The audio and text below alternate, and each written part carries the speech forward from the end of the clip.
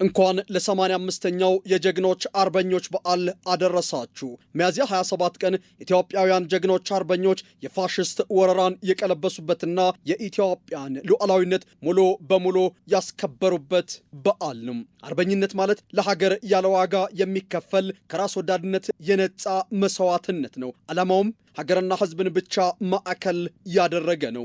ለግል ወይንም ለቡድን የተለየ የሚገኝ ነገርም የለውም። ለሀገር ከሚገኘው ነጻነት፣ ሉዓላዊነትና ክብር ከሚደርስ የዜጋ ድርሻ በስተቀር። እናትና አባት አርበኞች ከፋሽስት ጋር የተዋጉት ለሀገርና ለወገን ብለው ነው። በግል ጥቅም ለማግኘትማ ከአርበኝነት ይልቅ ባንዳነት አቋራጭ ነበር፣ ግን አላደረጉትም። የአርበኝነት ትግሉ ከሶስት ጥላቶች ጋር የተደረገ ነበር፣ ከራስ ፍላጎት፣ ከባንዳና ከወራሪ ፋሽስት ጋር። አርበኝነት የራስ ጥቅምን ለሀገር ጥቅም ሲባል መታው ነው። አርበኝነት የግል ክብርን፣ የግል ስልጣንና የግል ጥቅምን መሰዋት ነው።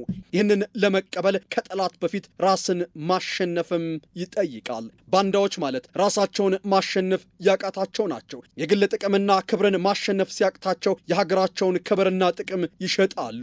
ባንዳነት ማለት ሀገርን ለራስ ጥቅም በመሸጥ የሚከናነቡት የውርደት ካባ ነው። አርበኞች ከባዳዎች ጋር ታግለዋል። ባንዳዎች በአንድ በኩል ሀገራችሁን ሽጣችሁ እንደኛ በግል ተጠቀሙ ይሏቸዋል። በሌላ በኩል መንገድ እየመሩ ወራሪውን ያመጡባቸዋል። ያም አልሆን ሲላቸው ደግሞ ህዝቡን በሐሰተኛ ወሬ ልቡን ይሰልቡባቸዋል። ዛሬም ሶስት ጥላቶች አሉ።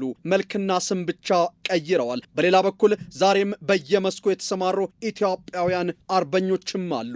የኢትዮጵያ ብልጽግና እንዲሳካ ብሔራዊ አርበኝነት በእጅጉ ያስፈልጋል። የራስን ፍላጎት ባንዳነትና ወራሪነትን እምቢ የሚል አርበኝነት። የኢንዱስትሪ አርበኞች፣ የግብርና አርበኞች፣ የጸጥታ አርበኞች፣ የፖለቲካ አርበኞች፣ የንግድ አርበኞች፣ የዲፕሎማሲ አርበኞች፣ የመንግስት አገልጋይነት አርበኞች፣ የሕክምና አርበኞች፣ የትምህርት አርበኞች ወዘተ ያስፈልጉናል። ይህንን በዓል የምናከብረው የየራሳችንን የአርበኝነት ደረጃ በመገምገም ነው። ለኢትዮጵያ ምን ያክል አርበኛ ነን? ዛሬም የግል ፍላጎት የሚያሸንፋቸው ደካሞች አሉ። ሀገርን አፍርሰው የግል ቤት መስራት የሚመኙ፣ ትልቁን መርከብ አፍርሰው ትንንሽ ታንኳዎችን ለመሸከም የሚመኙ፣ ለቅንጥብጣቢ ነገር ውርደትን ለመሸከምም የማይሰቀቁ ዛሬም ወራሪዎች አሉ።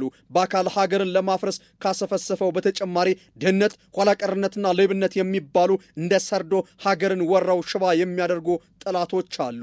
ሀገርን ለባዳ ከሚሸጡ ባንዳዎች እኩል የሀገርን ብሔራዊ ጥቅም ለግል ጥቅማቸው ሲሉ የሚሸጡ ባንዳዎች አሉ። አገልግሎትና የሕዝብ ሀብትን የሚሸጡ ባንዳዎች አሉ። ብሔራዊ አርበኝነት ማለት ታዲያ እነዚህን ሶስት ጥላቶች ታግሎ ማሸነፍ ማለት ነው። ዛሬ የምናየውን የኢትዮጵያ ለውጥና እድገት ማስመዝገብ የተቻለው ብሔራዊ አርበኞች በየአካባቢው በመኖራቸው ነው። ብሔራዊ አርበኞች ሶስቱን ጥላቶች እያሸነፉ ቢሆንም ገና ሙሉ በሙሉ ድልን አልተቀናጁም።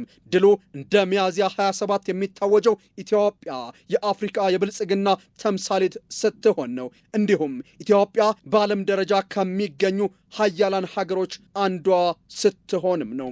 ይህንን ድል እውን ለማድረግ ኢትዮጵያን የሚወዱ የኢትዮጵያ አርበኞች ሁሉ እንዲነሱ በዚሁ አጋጣሚ ጥሬን አቀርባለሁ። ኢትዮጵያ በልጆቿ ጥረት ታፍራና ተከብራ ለዘላለም ትኑር። ፈጣሪ ኢትዮጵያና ሕዝቦቿን ይባርክ። ሚያዝያ 27 2018 ዓመተ ምህረት